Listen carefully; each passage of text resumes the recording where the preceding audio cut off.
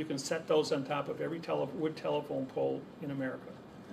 They're easy to manufacture, put on a truck, move out, lift on a crane, put on top of the telephone pole and They plug don't in. break down. You can mass produce them like we're mass producing cars.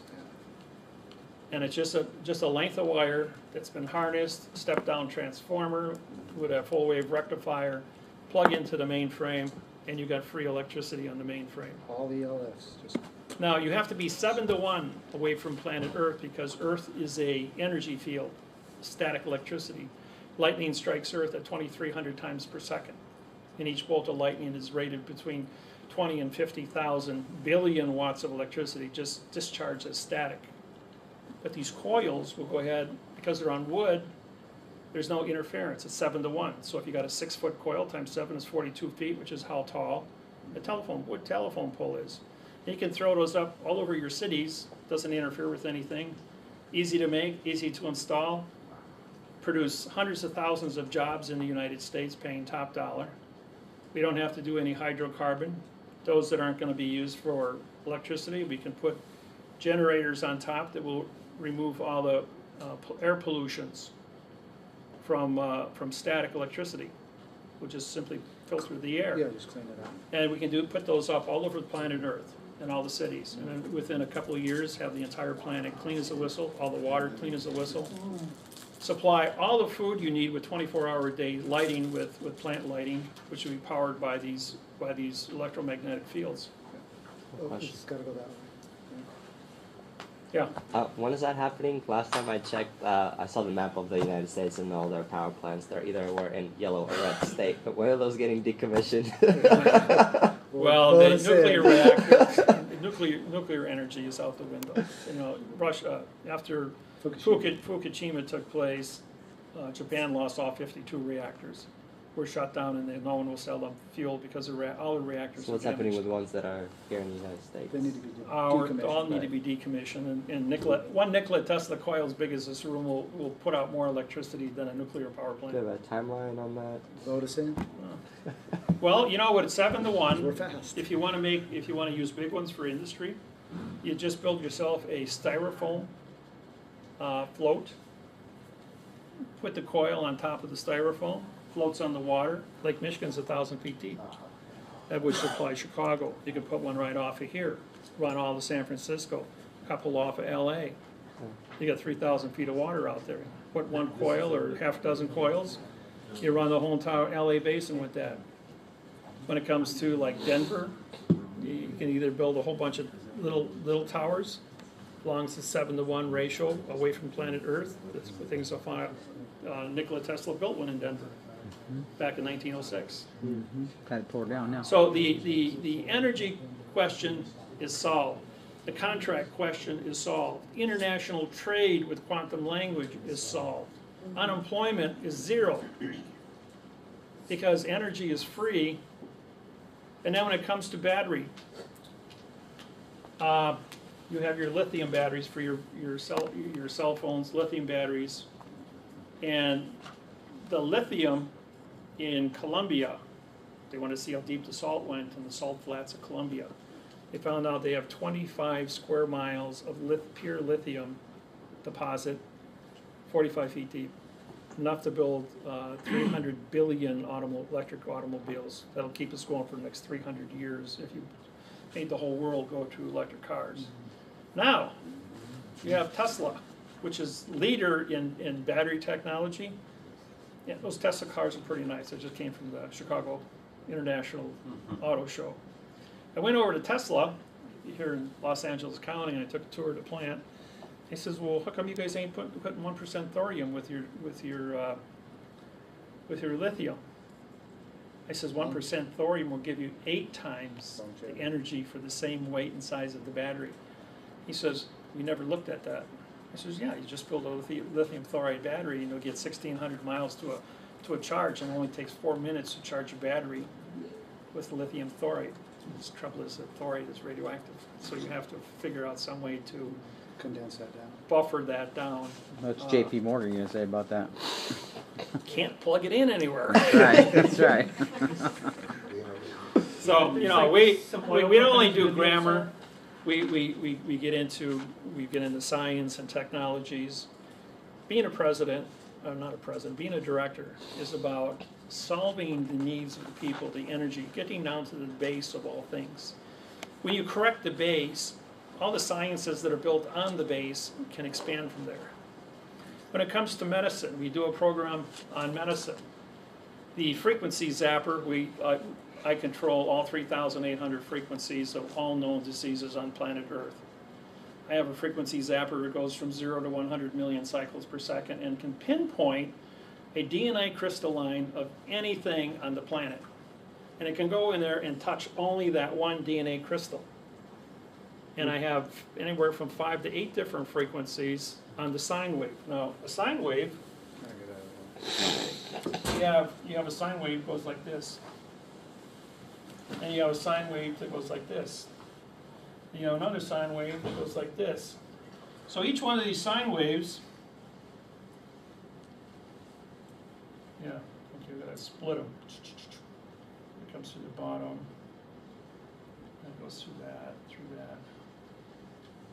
That's a higher frequency. The point is that any one of these sine waves will break a specific location in that DNA crystalline, which has 3 billion codes in it.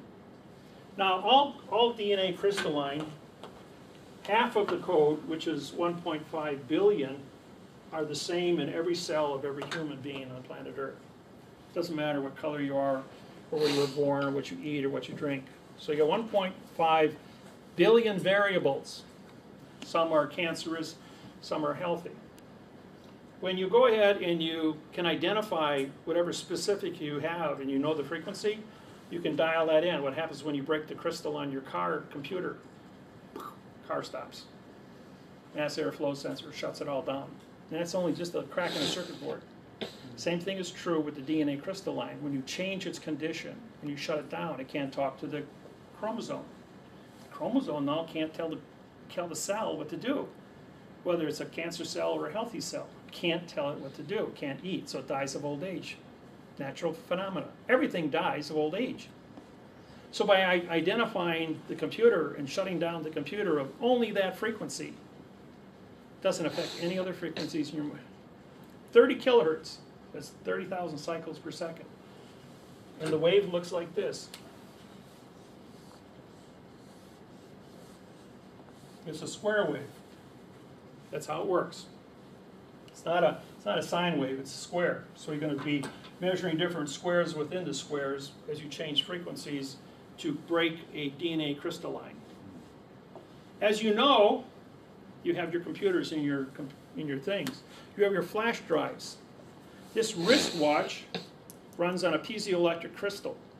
The battery causes a coil to vibrate at 200,000 cycles per second, which hits a little silicon crystal inside, quartz crystal. That crystal generates electricity to power the coil, charges the battery, and runs the watch. It's 10 years now, and it's still just full powered, and its light comes on just as bright at night, or if I'm in a cave, I can turn it on, I can light the whole cave up, just my wristwatch. So the energy of the crystalline is very unique. And so understanding how to use crystalline, how to use frequency to control all the cells in your body, which are still, your crystalline is your computer of every single cell. Even though it's 1/10 billionth of a size, it's still the secrets to everything. Every disease that they come up with, you just need to know what the crystalline is of that disease, and you can frequency the body and purge 100% of it out in 6 minutes. That's all it takes, 6 minutes. So we have a medical program, we have a math program, we've got grammar program, we've got magnetism, electricity. We've got all these different programs covered as a director, and people to be assigned to those to fix them. But if you can cure somebody with a 9-volt battery and a computer no bigger than a book of matches, why would you go get a $100,000 chemo thing? And it only costs $16 to buy it and a penny to use it. It's a racket. That's what makes us dangerous in one position and great for 99% of the population, yes. This stuff you're talking about, that would be acceptable by the public. why do you have to be president to put these things in? Why don't these companies? This just- already exists. The But why- point is that when a president stands up and makes a statement, the world listens. So people are shutting it down because they don't Being want it. desensitized towards it, you know, they're desensitizing it and masking it from the people. As a president director, then we can stand up and say, people, here's a solution over here, we don't need to do this over here. Cuts the overhead back upon the taxes, plus our global, we have a flat tax of 10% on consumption across the board, not on what you make, but on what you buy. And so upon that flat tax consumption protocol, now the values that the people were having to pay out to pay for the health care programs to supplement society and take the people that maybe are less fortunate and don't know how to, now we bring the awareness to say, if you go to this location, these are the tools that you will get, and you get to have some autonomy for yourself, some self-governance. So we want to create that self-governance to the people and allow the people to make the choices on how they want to cure themselves up and take the burden off of the public, the federal employees. Cut big government down. Yeah, and that's how you do it. And so Right. it's a very good question, but these are the solutions that we are looking at. Yes, sir. Yeah, I have a question about the DNA crystalline on the disease on the zapper. Yeah. Would that also work like for activating DNA? Let's say you lost some hearing, could you regenerate the hairs on the inside of the eardrum? Could you activate it? Could it? I mean, Okay. one thing is getting rid of The disease, but machine, could okay, the Yep. machine you need is this one. We need the quantum transducer. Called a DICOM machine. There's 150 countries manufacturing. It was invented in Russia for the astronauts. The DICOM machine is a frequency machine, runs on much like the Nikola Tesla, which went to the Rife technology, which was Hulda Clark's A Cure for All Diseases, Oceanside, California.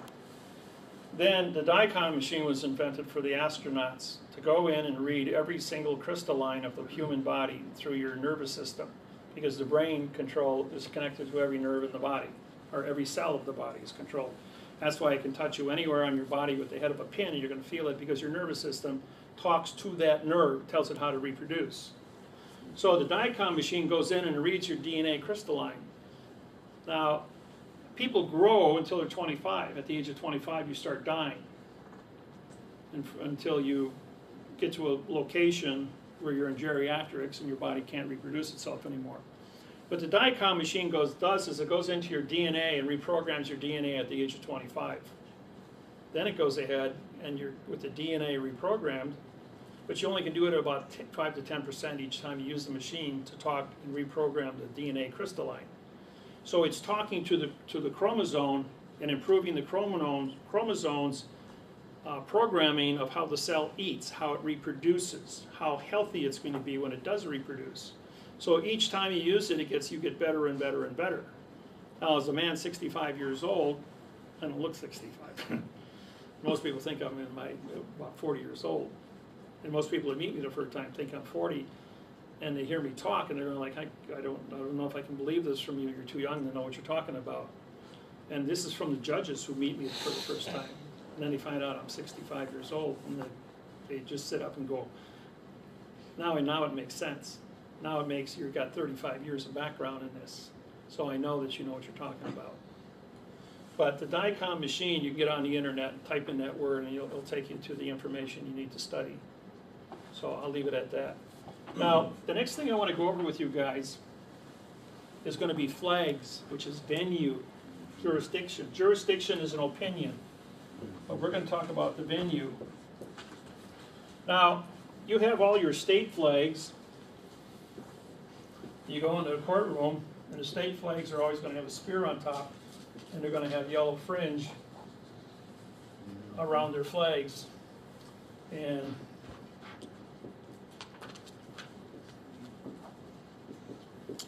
When did that start and why? in 1969, they put a man on the moon. What moon it was, with 38 different shadows, I don't know. But and don't worry about the microphone coming down into the scene by accident, or when you step off the ladder into all that nice fine moon powder. Don't worry about that your thrusters that just came down and blasted it. They showed a thing coming down, blasting everything away. I don't know how you got flour on the ground after the retro rockets blasted everything away as it stopped itself.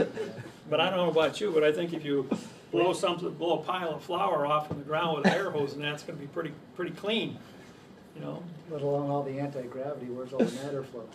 Yeah. Don't wanna use too much common sense. I mean, that's just, you know, when they showed those pictures and that, I'm going like, just a retro rocket alone is a giveaway.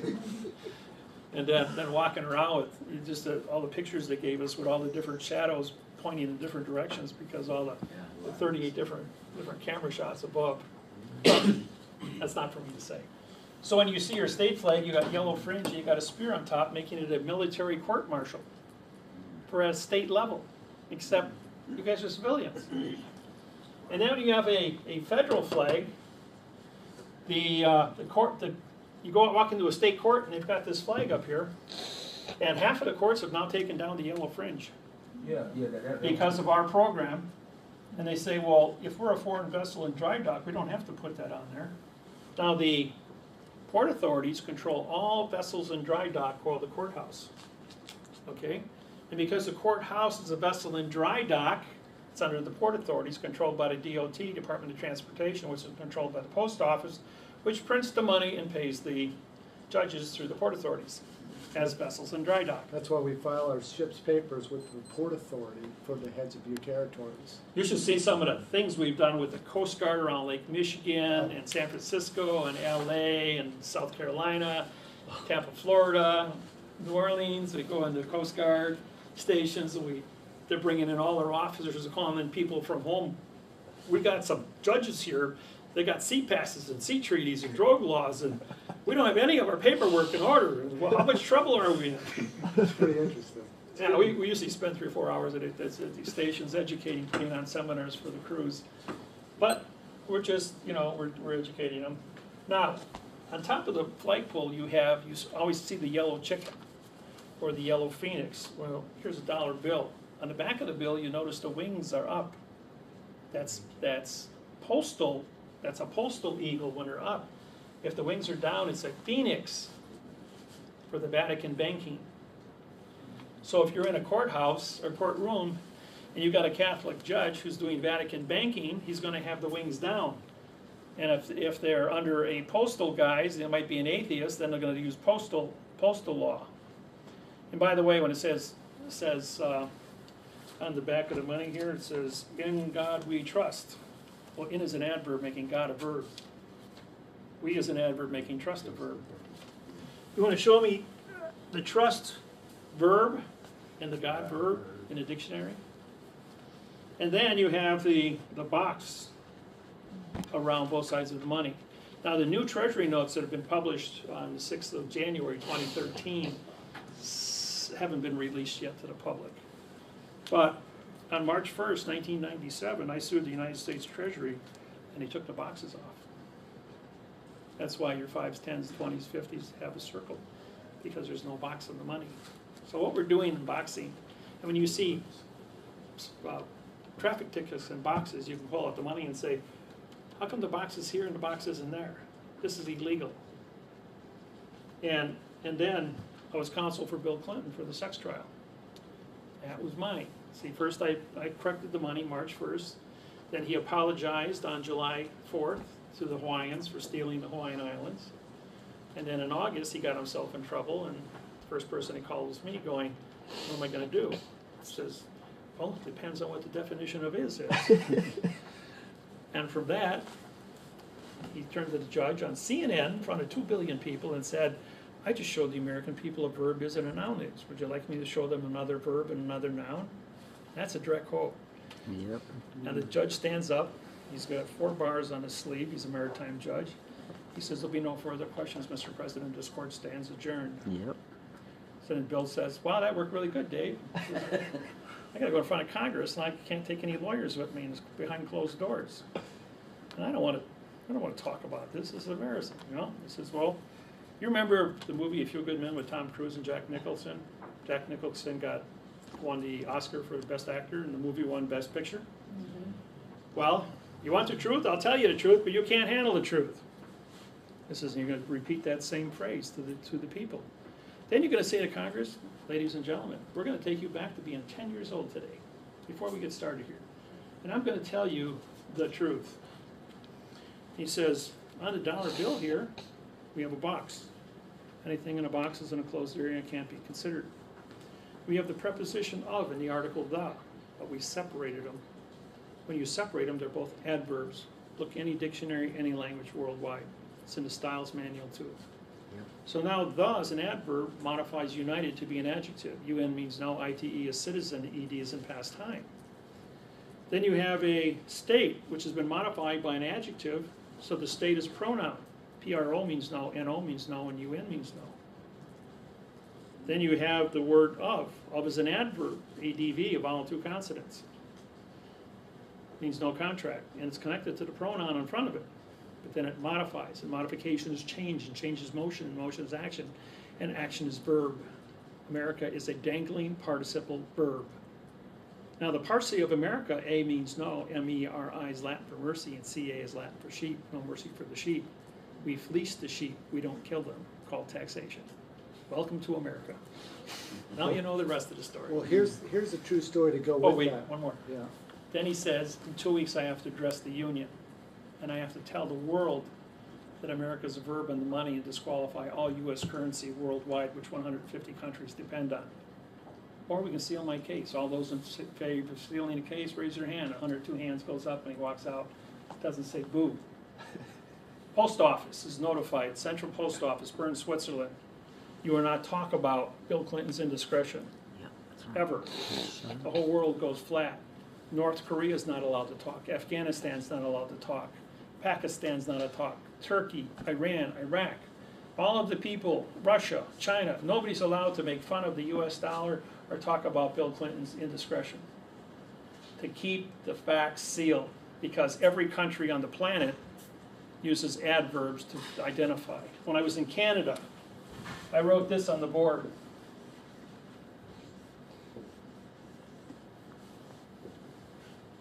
This is a long dash, it's connected. This is a long dash, it's connected with A and D.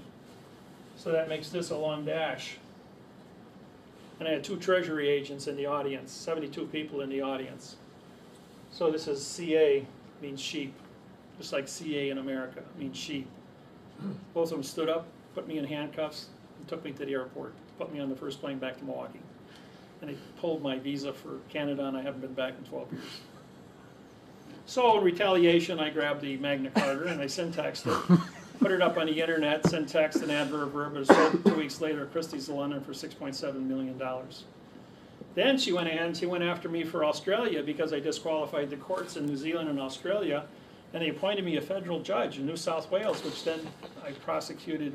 I was a federal land court judge, and a full barrister appointed by Queen Elizabeth. So I do have a barristership. And they, so I prosecuted 129 judges between New Zealand and Australia for fraud against the people in the Aborigines, not Aborigine, but Origines. And then I did a radio show for 2 hours on a country western station, and all 3,850 Aborigine tribes in the Australian went ahead and changed all their names and all their treaties to Aborigine, not Aborigine. And then they all sued the courts to use the correct parsing, syntax, grammar. They went trespass on a foreign vessel in dry dock and shut the courts down. The Australian government then called the State Department and said, "What are we going to do with this guy? We got no way to stop him. He's right about everything he's saying. Don't you need a visa to be in your country? Yeah, we'll pull his visa." They pulled my visa and shipped me back to America, and I haven't been back since. So in retaliation, I syntaxed the United Kingdom's Constitution and posted that up on the internet. 2 days later, I wrote the Constitution for the Ireland, and Ireland got, Parliament voted on it. 2 days after that, it was sent to the Parliament of England, and England voted on it and gave Ireland their independence in August of 2012 for the first time in 660 years of war ended. Now the Irish have gone to copy the same constitution and sued Parliament of England for their independence. And then Queen Elizabeth, 2 days after that was approved, got up on BBC and announced that all the United Kingdom constitutions worldwide for Australia, New Zealand, South Africa, the islands, Hong Kong were null and void. So we disqualified their constitutions worldwide because of adverb verb. Then I took the US Constitution, we did that way back in 1999, we syntaxed that, but Obama sold the United States Constitution at auction in New York City in November of 2012. Because it's an adverb verb document that says nothing. It's just a historical piece of paper and there is no constitutional rights. You have the right, the word constitution means contract. So if your contract is written with the correct parsing, syntax, grammar, that is the law, rule, regulation, and codes of a piece of paper that brought you to the court between two people. When you sue in the United States District Court, United means no citizen. District, DIS, means demon god of the underworld for trickery in a closed area called court. So if you want to go into the United States District Court, you're going to be tricked, and as long as you babble, you're going to be a victim.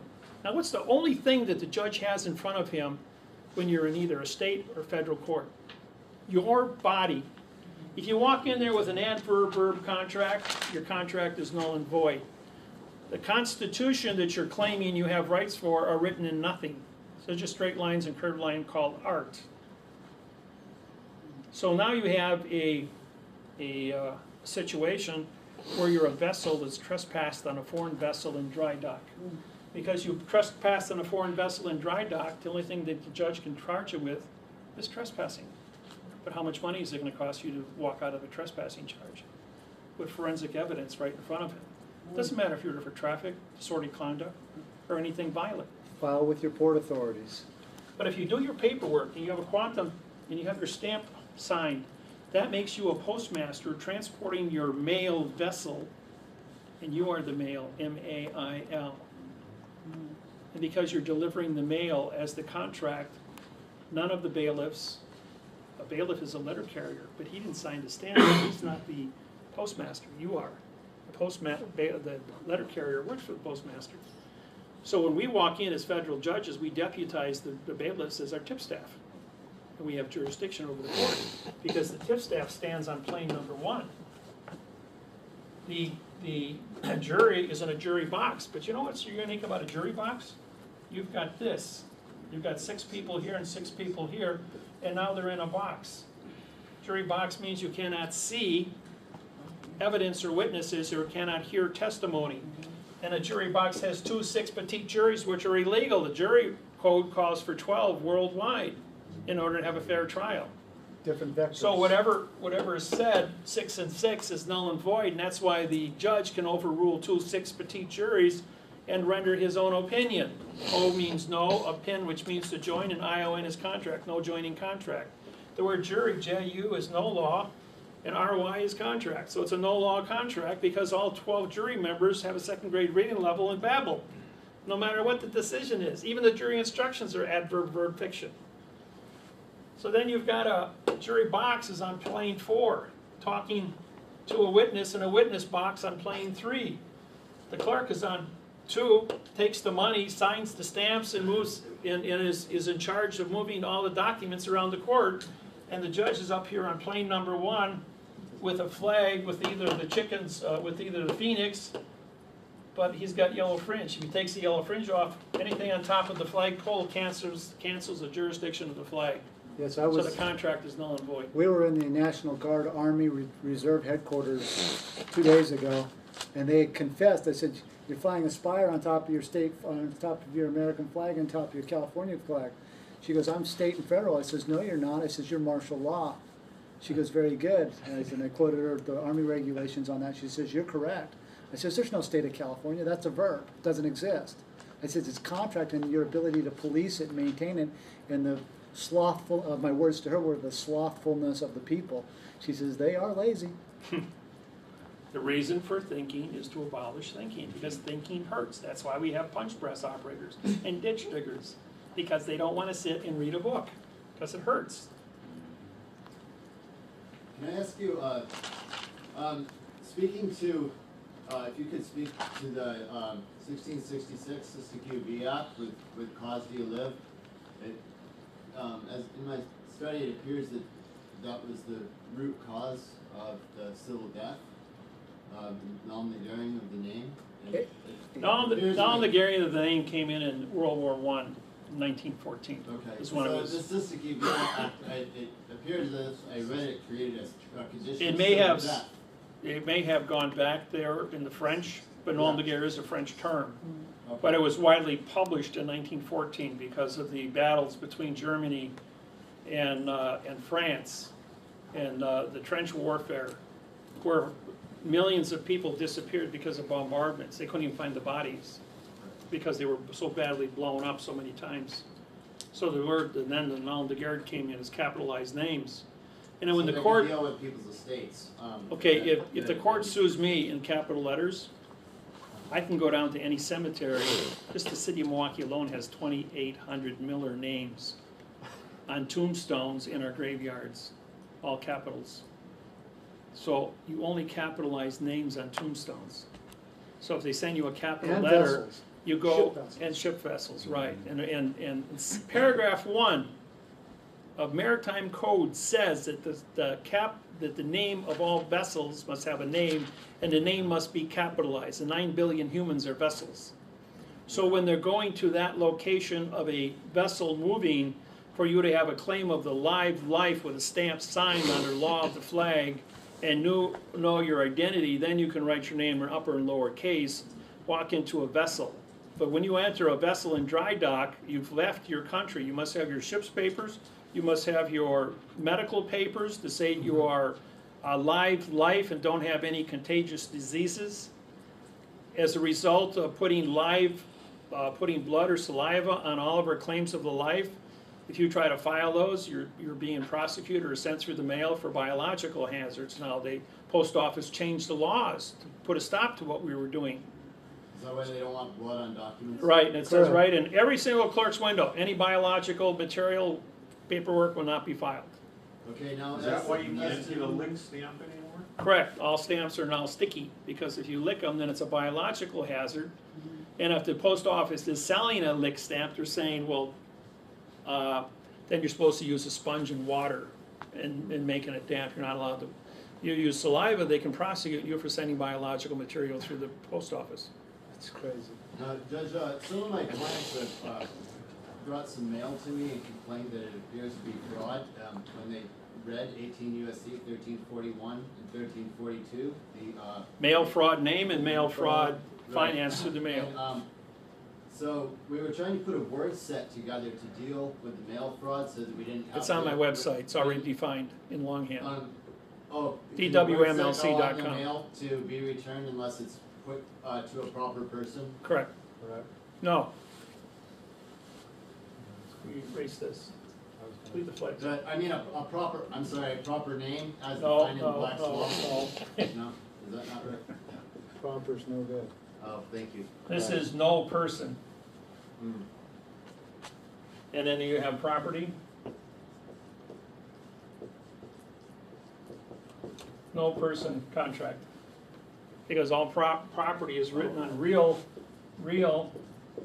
estate, no contract, ES, no Tate. This is contract, this is no, Mhm. and ta is, I have to look that one back up again. But this is a no contract, no ta contract, so it's a no because when you brought your property, you killed the people who lived there, and this came from the issue of failing from ailing.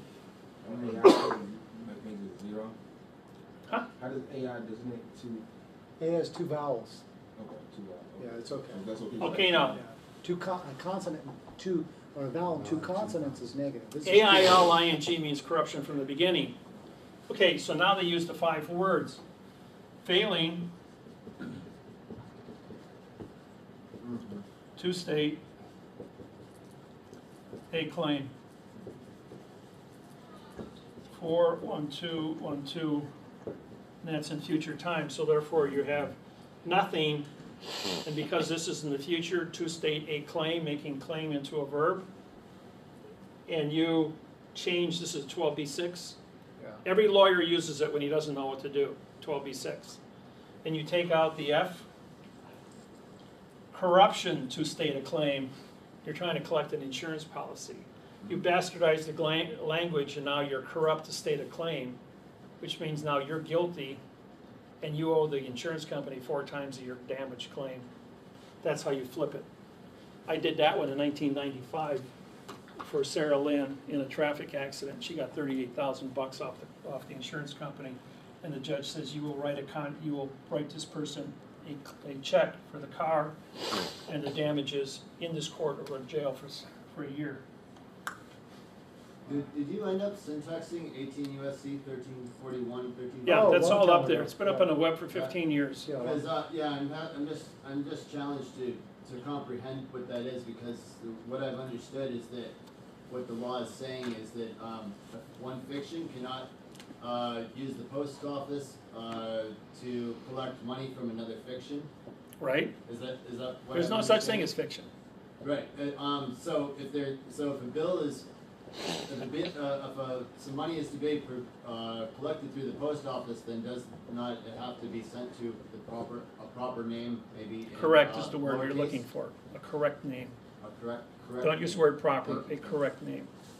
Okay. Yes, So and you is can my sue. understanding on that You want to sue for a correct name performance. Okay. Then you have a contract. It's like this, see this? 30-5, numbers are nouns, people are facts, sorry, not nouns. If you drop out the function, which is the hyphen, the transient action to make the compound fact, you lose jurisdiction of what you're trying to articulate of your facts, you lose jurisdiction of your subject matter. So if you're not correct under fictitious conveyance of language under Title 18, 1341, 1342 mail fraud, because there's no closure, this is how you prove it, right? Real simple. Okay, and now, when that, if I was to place a word set endorsement on there that would resend the mail back to the post office and that said the CFO of the corporation was, and the postmaster wasn't able to find, and it said no such person, what would happen with that presentment? Does that end up going back to CID or the tax department criminal investigation? They won't even touch it, so it's because it's just a stamp. Well, right, I mean. The okay, value of the I- stamp is all that's there. That's why you have $500 minimum under federal for grand theft, and the others is misdemeanor. I haven't had any challenges after we write no such person as for 18 USC. That's because the person you're talking to has a 2nd grade reading level. Okay. No is an adverb making, rather than say no such person, you can go up. No is an adverb making such to be an adjective of the word person. No can be a pronoun making such to be an adverb, now making the word person a verb, which is a Okay. fiction, so you've said nothing. If you're saying nothing about nothing, where's my crime? Then if you go to find a definition that's written in adverb verb, they're only suggestions, they're not laws. That's why you want to leave Earth and you want to go into a foreign vessel and dry dock where the judge makes a determination that 3 + 3 equals all numbers in the universe but 6, because you can't try a fact. But you can argue about what the shade of black is, because there's 1,200 shades of black. You know, and the law says in 1964, it's written for colored people. You see this whiteboard? This is the color white. Am I white? No, actually I'm a red man, or a pink guy. But there is no such thing as white. Never has been. It's just there's 1,200 shades of white. There's no such thing as negative. 400 degrees below zero just means it lacks a certain amount of energy. You can't get to a negative position. A negative, you know, they look out in space and they see dark matter, where there's no light, there's nothing.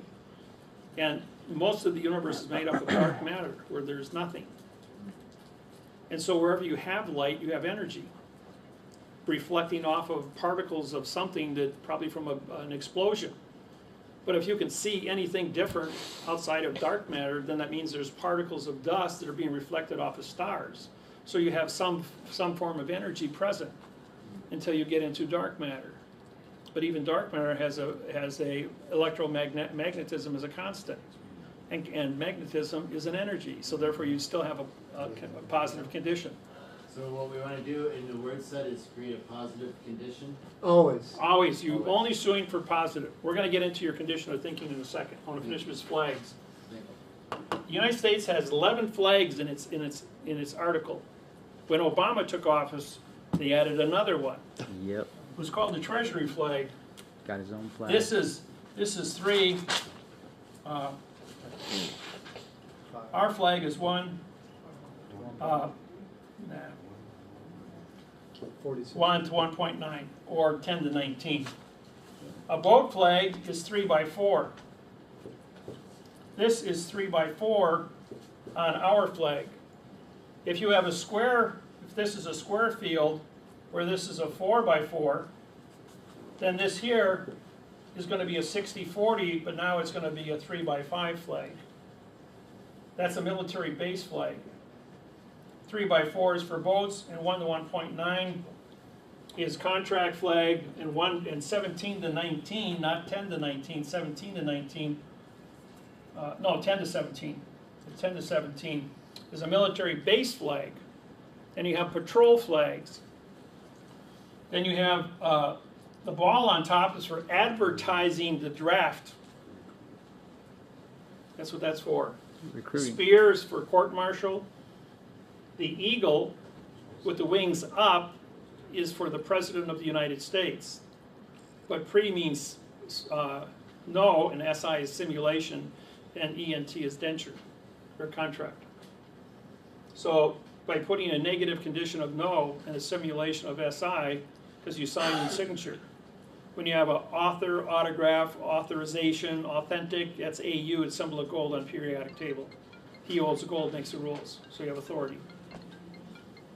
And then they've been slipping in the Phoenix on there, and the Phoenix is Vatican banking, but then Obama's flag looks like this, and it's always hung in a banner, square field 1 to 2.25 dimension.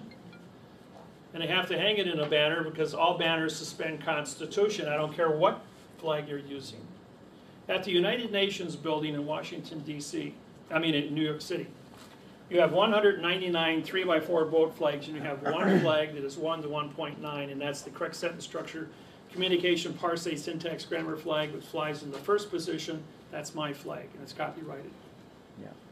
And if you go to New York and you see that, you'll know that you're looking at a contract flag, and everybody signed it because the mathematical interface on grammar being correct is something that they all have to achieve. It just takes time to learn. Yeah, we met with the Postal Department there at the United Nations, and they took us off to the side and wanted to meet with us, and we asked them a few questions on mechanics of postal. Of course, they didn't know anything. They says, you know, Russell, we don't know anything. We want to be your student. You and David, you guys are the best postmasters on the planet. Everybody else is a scam. We believe you two guys. We don't believe anyone else. They says, we don't know. They says, well, under Title 42, 1986, under knowledge, you're disqualified as a corporation for moving your stamps from point A to point B around the world. He goes, I know we are. He goes, can we be your student? And I says, absolutely. I says, we're here to correct. I says, I'm a student with the United Nations. I'll teach you guys how to be correct, because you guys aren't correct. You can't do anything for anybody. He goes, I know. It's a worldwide problem. And I says, yeah, it is. This here, City of Milwaukee, after I prosecuted Judge Stadtmiller, well, actually it was Wasilewski. They couldn't get any judges to take the case for Wasilewski. So Stadtmiller, was our chief judge at the time, said, I'll take it, I'm the chief judge, we have 92 judges here at the courthouse, and nobody can overrule me.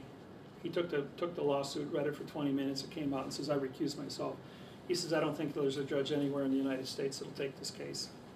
400 state judges in 7 states, Indiana, Michigan, Illinois, Wisconsin, Minnesota, Ohio, Iowa, all vacated their position to take it. They found a judge in Cleveland, Ohio, 97 years old, been retired 26 years, and he took the case. I defeated him 3 times in a row, and in 52 years on the bench, he had never lost a case or had a case turned over. And he ruled in my favor and took off his robe on the 3rd defeat and threw it on the ground and says, Your statute of limitations is running out, Mr. Miller. But it was the first time.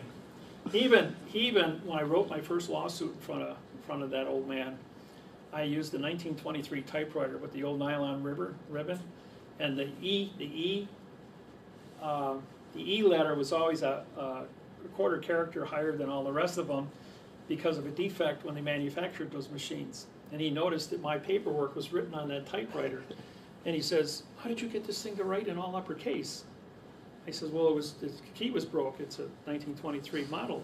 And he goes like, "That's the one I used when I went to college." He says, "And I had to write my papers on it." He says, "I see the key is still broke, the E key." He says, "How'd you get it to write lowercase?" He says, "I used the needle nose pliers. And I had to hold the letter up to lowercase and tap it with a screwdriver to make the lowercase spelling." After everybody got done laughing, he says, "How long did it take you to write this paper?" I says, 4 months. Pushing one key at a time, you know. He gave me credit for really working at it. But in the city of Milwaukee, our intake cork uses 1-inch Lexan plastic, bulletproof, soundproof. And the audience is out here. And then you have your plaintiff box here for your pleadings. The jury is in a jury box, soundproof clerk, soundproof judge, soundproof. Complete, all separated, boxed and soundproofed. And then the judge is up here with switches turning on everybody who can listen and can't listen to control anybody from coming into court and making any statements that they don't want anybody to hear. So they're taking the boxing to a new stage now, putting everybody into a plexiglass soundproof box. So that's totally illegal. I heard something about Obama stood on a piece of paper during his oath and separated himself from the plane, so his oath was null and void. Correct. His oath, the adverb oath that he's taken with John Roberts is, in fact, a null oath. We have our own oath that we will be using, and these are the ones. This is my Hawaii. Let's see, which one is this for? No, this is my California federal oath. I have this oath published in San Diego, California, in Los Angeles, San Francisco, Fresno, and it's paid my fees, got my stamps, got my seals on it, embossed seals. I've got mine here for Kansas and Nevada, but they won't let us in. The U.S. Marshals won't let us file these anymore. They totally. Well, the government's completely gotten ballistic on us. Yeah. They've been building walls around our technology to separate the fiction from the fact, and from the performance. You know, because we only come in we sue for the performance and sue for the correct grammar and the syntax. And because we do it mathematically, we can identify every piece of fraud that is put out there and tear it all apart. But in the foreign vessel in dry dock, you've actually left planet Earth and now you're on a spaceship from another planet. Same thing as any one of you will go down here to the harbor in San Francisco and jump on a Chinese freighter without your passport, Siemens papers. What's the end result going to be? You're going to get harvested. You're going to get thrown in the brig, taken back to China, and stuck in jail for 8 years. Isn't that called a foreign invasion on American soil? No, because the vessel is in water. It's not connected. The Port Authority, they paid a docking fee. I see. See, when you bring paper, when you take a piece of paper and you walk into the clerk's office, you walk up to the clerk and you hand her a vessel. You pay a docking fee for the vessel. They put a stamp on it and they sign it. Well, when they sign the stamp, we sign. Stamps. Yeah, where's, You want a judge's oath? I got one. no, I got this one here. When they put a stamp on it, I sign their stamp. That makes me the clerk of this court on quantum language with the fee paid, front and back, and the endorsement is how you cash your check at the bank. So this is an equitable Article 1 judge. This is how the clerks. No, that's Article 3. So I get called up for jury duty in the city of Milwaukee. And they put me on a murder trial. And finally I wound up in the jury box. And the judge goes, "What do you guys do for a living?" So he gets to me and he says, "Well, I shouldn't really say anything in public, Your Honor." He says, no, he says, you'll answer like everybody else, because, okay, I'm a federal judge on special duty. He says, well, Mr. Miller, what do you do as a federal judge? And I says, well, I prosecute judges for a living. And he goes like, you can't prosecute a judge. And then he says, well, what, are you Article 3? I goes, no. Oh, no, Article 1? No. Article 2? No. Article 3? I said, well, the word article means no contract. I says, but it would be, I'm a contract judge on special duty. I says, you remember Judge Stadtmiller, right? He goes, yeah. Remember the day he left? Yeah. How many judges did he take with him? 12. That was the judge that caused that to happen. I prosecuted the judges for treason, not having an oath of office. He was like, all right, everybody will answer questions except Judge Miller. And he started asking about guns. Everybody will answer except David Miller. He went through a whole list of about 8 different questions. He says, Mr. Miller, you don't have to answer any more questions, you know? So then finally, and catch this, for the prosecution of a criminal trial for murder, the prosecutor is my next door neighbor. Oh, For 8 years, conflict of interest. And he's a judge and I'm a judge, you know? And so this thing is getting really, so when it comes to the striking, they had to ask one person to leave. And everybody that wants Miller to leave, raise your hand. All the clerks, the judge, both prosecution and defense attorneys, everybody puts their hands up. Okay, Dave, you can leave now. So then when I went back to the pool, the clerk comes up to me and says, come with me, comes up to the counter, and all 5 clerks go, sign my paper, you're not legal for jury duty for the next 8 years.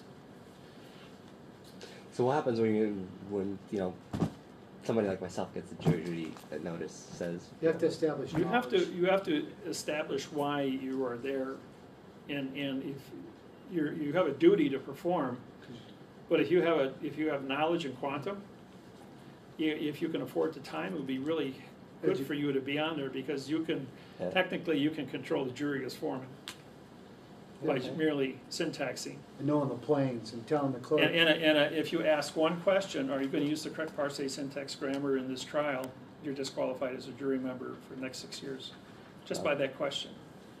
If you wore my business card into any jury room, you would be disqualified for 6 years. Yes, sir. do every courtroom know this?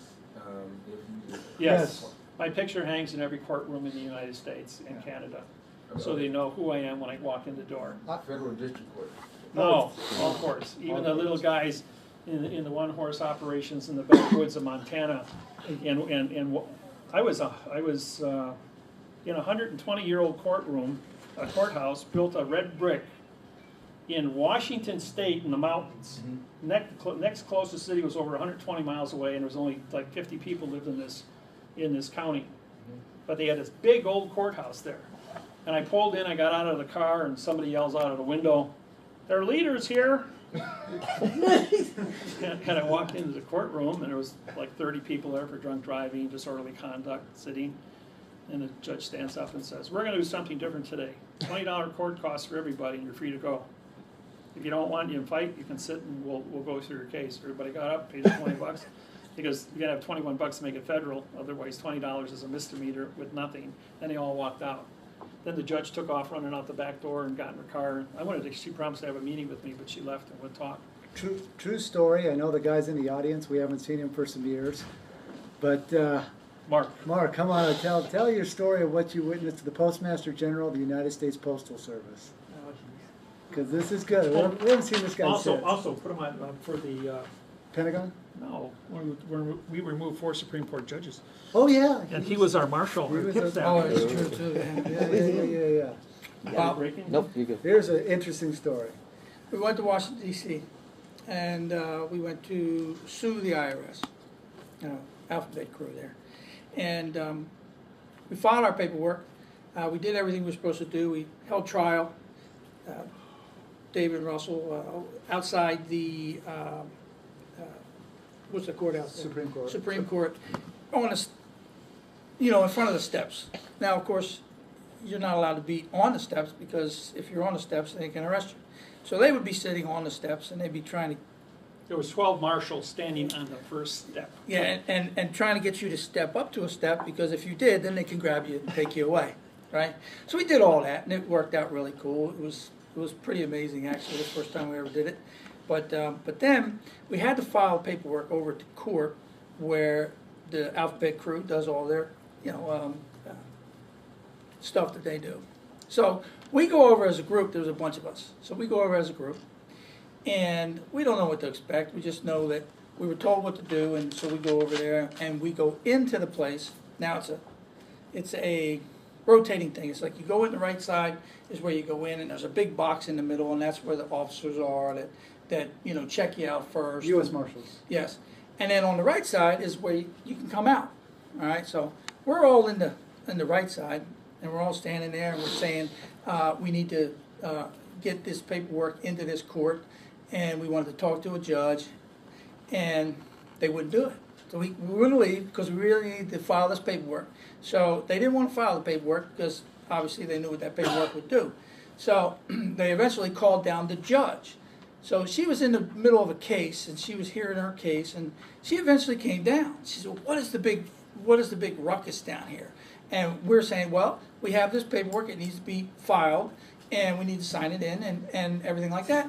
And she's like, there is no collector, tax collector. There is no tax collector. You have this wrong. You're all mistaken. There is no tax collector. She kept telling us. We said, "Well, we just need you to file this then, send it in, no problem." Well, this bugger here, he decides he's going to come in later. We had it all. He's going to come in later, and so we're there about a half an hour. It was about 20 minutes to 30 minutes, a half an hour.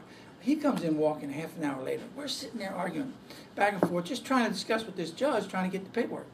And he comes walking in to the opposite side. And I'm not lying, it just blew my mind. As soon as he walked through the door, everybody knew who he was. Now, they had never seen him before. Nobody ever seen him before. He walked in the door. "Judge Russell, how you doing?" "Oh, Judge." He's sitting there. We're trying to explain to these people there is no collector, right? And he's like, "Well, these people, I tell you what, they're just so..." It was amazing. It was amazing. So that was like one part where it was just mind-boggling how everybody knew who he was, and he had never been there before.